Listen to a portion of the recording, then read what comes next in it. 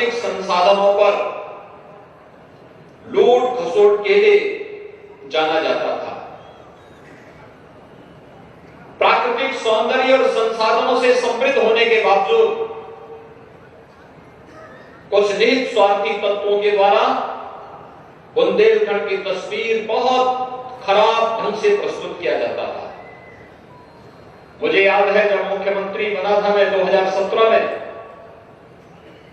और उस समय प्रधानमंत्री जी से जब मैं मिलने के लिए गया था तो आदरणीय प्रधानमंत्री जी ने एक ही बात मुझसे कही कि प्रदेश का दौरा जब शुरू करें तो बुंदेलखंड से अगर आप कर सके तो अच्छा होगा।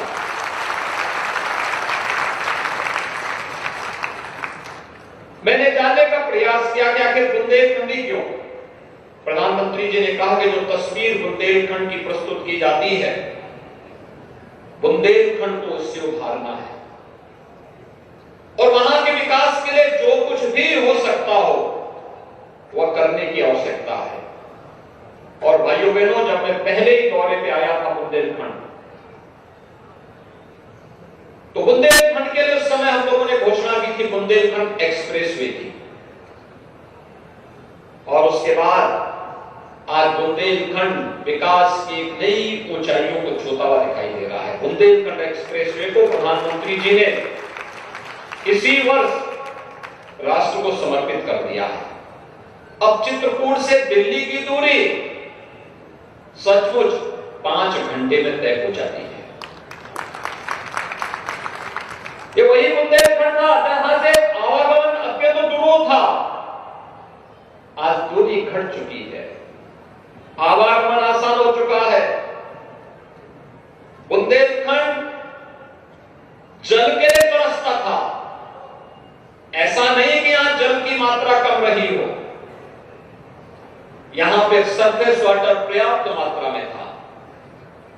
और हम आभारी हैं प्रधानमंत्री मोदी जी के, जब हम लोगों ने बुंदेलखंड की पेयजल की स्कीम को बनाया था, भारत सरकार ने जल जीवन मिशन को बनाया, और उसके बाद आज की स्थिति यह है कि बुंदेलखंड के हर गांव और हर घर तक शुद्ध आरओ का पानी पहुंचाने के हम नजदीक पहुंच चुके हैं, और बहुत शीघ्र बुंदेलखंड के हर घर में शुद्ध पेयजल की आपूर्ति हम लोग करेंगे।